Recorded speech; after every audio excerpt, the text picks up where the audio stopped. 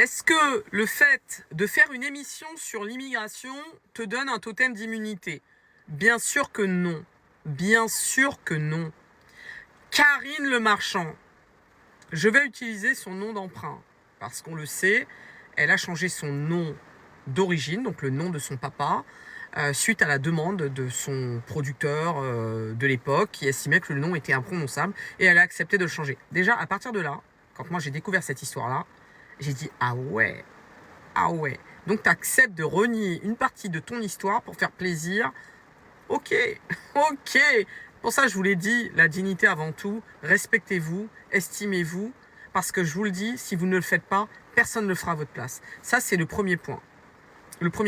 En plus, on apprend de surcroît que le nom d'emprunt, c'est le nom d'un de ses amants qui était marié, son amant de l'époque. Super, extraordinaire, magnifique. Bref, de toute manière, on vous l'a dit, la notion de valeur que l'on défend, ce qu'on incarne, voilà. Vient ce passage. Donc, elle présente son documentaire, elle vient pour le présenter, elle explique un petit peu l'histoire, sachant qu'elle met énormément en avant aussi l'immigration, mais cette immigration dont on parle peu finalement, puisqu'on est toujours en train de salir, de ternir l'image de l'immigration, toujours en train de la dénigrer, et elle avait envie de donner effectivement cette image positive pour dire, attendez, l'immigration, il y a aussi de très très belles choses et de très beaux exemples que l'on peut citer. Et donc, voilà que ce documentaire arrive. Là, tu arrives sur un plateau, donc un plateau quand même qui est reconnu pour ses idées d'extrême droite. Et en plus, elle ne se cachera même pas qu'elle a fait le pari avec ses équipes qu'elle serait sûrement dans la sauce en allant sur le plateau de CNews. Mais bon, bref. Et là, elle déblatère, et tout le monde connaît le fameux passage où elle dit « Elle arrive !» à la gare, et quand elle sort du RER, qu'elle sort de la gare, elle voit tous ces noirs et tous ces musulmans, ces arabes. Et cette manière qu'elle a de le dire, c'est ça qui me gêne et qui m'a profondément dérangée. La manière de le dire. J'ai trouvé qu'il y avait une condescendance, mais qui était juste d'une indécence. Je vous promets, ça m'a paru mais lunaire. Évidemment qu'elle a le droit d'exprimer ce qu'elle a ressenti.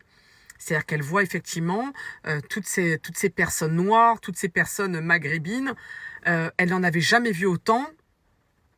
Ok, pas de problème. Et elle explique qu'elle a eu peur en voyant toutes ces personnes de manière concentrée. Elle a eu peur. Ok, donc ça lui a renvoyé un sentiment d'insécurité et c'était son ressenti. Ok les gars. Il aurait fallu qu'on voit, par contre, toute l'interview, ça aurait été plus intéressant. Mais c'est vrai que je reconnais que ça m'a profondément dérangée.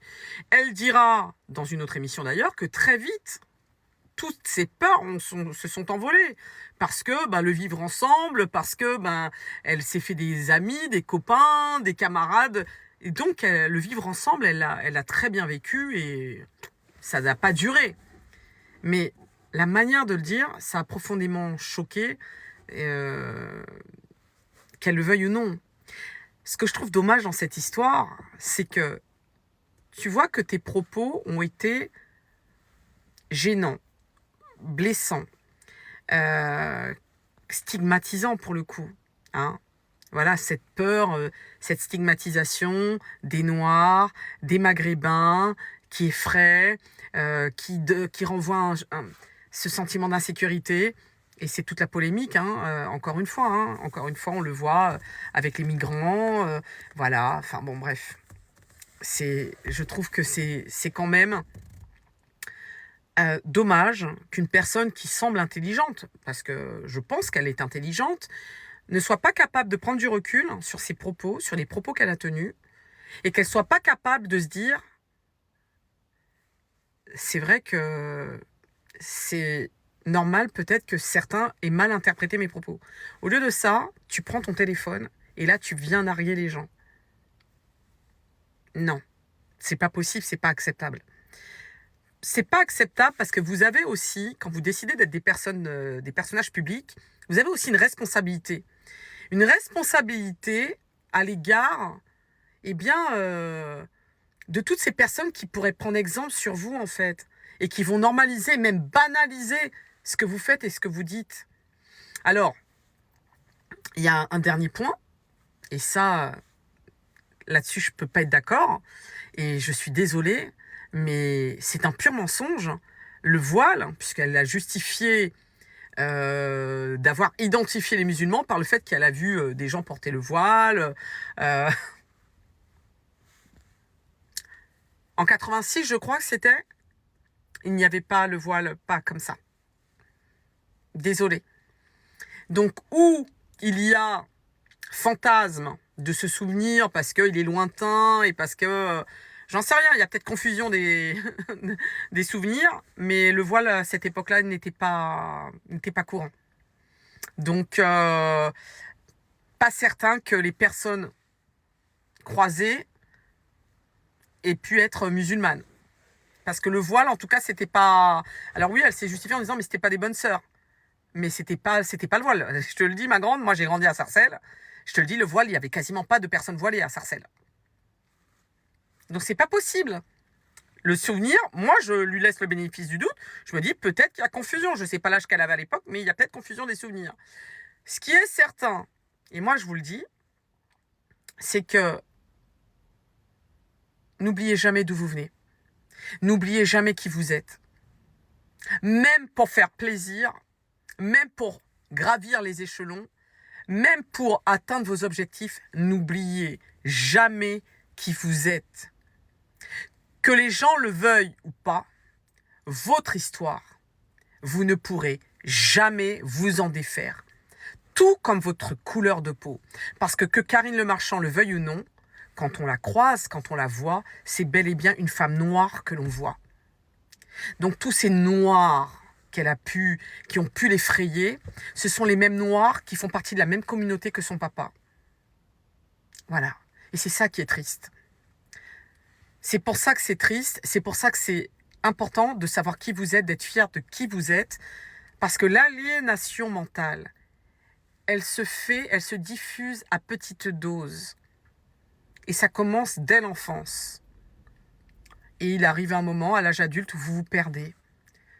Où vous souhaitez même vous défaire de qui vous êtes sans même vous en rendre compte. Et ça, je trouve ça vraiment dommage. Donc, le seul message que j'aurai à lui passer à Karine Le Marchand, je sais que ce n'est pas une personne raciste, et ça, j'en suis convaincue. Maintenant, je pense que il faut être capable de prendre du recul.